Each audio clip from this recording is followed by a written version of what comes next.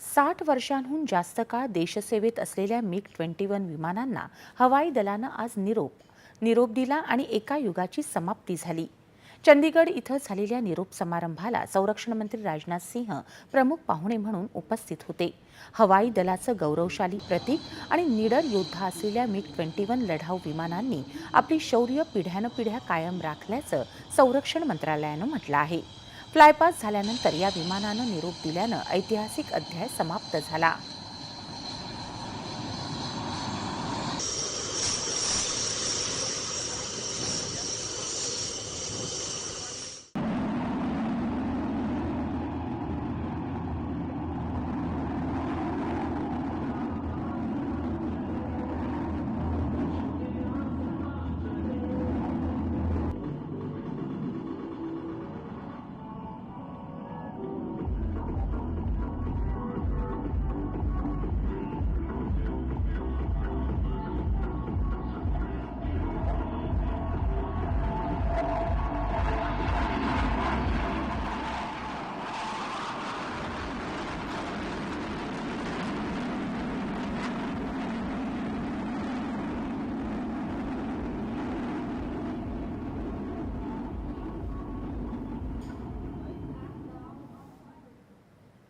विशेष म्हणजे चंदीगडमध्येच मिग-21 पहिल्यांदा सेवेत दाखल झालं होतं।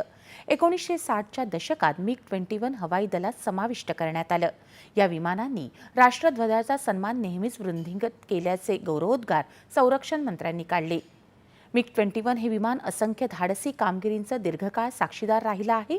या विमानाचं योगदान केवळ एका घटनेपुरतं किंवा एका युद्धापुरतं मर्यादित राहिलं नाही। या विमानानं 1971च्या युद्धापासून ते कारगिल युद्धापर्यंत तसंच बालाकोट हवाई हल्ल्यापासून ते ऑपरेशन सिंदूरपर्यंत सशस्त्र दलांना प्रचंड सामर्थ्य दिलं, अशा शब्दात संरक्षण मंत्री राजनाथ सिंह यांनी गौरव केला आहे। मिग-21 विमानानं हवाई दलाच्या प्रवासात अनेक अभिमानाचे क्षण दिले आहेत, असं ते म्हणाले। मिग-21 हे केवळ एक विमान किंवा यंत्र नाही, तर ते भारत आणि रशियामधील दृढ संबंधांचं साक्षीदार राहिलं आहे, असं त्यांनी सांगितलं। एविएशन की इस जर्नी में कई और प्राउड मोमेंट्स यानी गौरव के क्षण जोड़े हैं।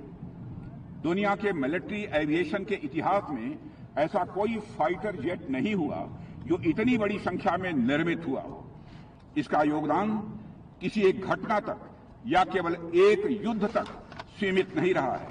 1971 के वार से लेकर कारगिल के युद्ध तक या फिर बालाकोट एयर स्ट्राइक से लेकर ऑपरेशन सिंदूर तक ऐसा कोई क्षण नहीं रहा जब मिग-21 ने हमारी आर्म फोर्सेस को जबरदस्त मजबूती न प्रदान की हो। मिग-21 ने हमारे कॉन्फिडेंस को शेप किया है, हमारी स्ट्रेटजी को इसने मजबूत किया है और हमें ग्लोबल स्टेज पर स्थापित करने में हमारी मदद की है। दहशतवाद हा विकास आणि शांततेसाठी धोका असल्याचं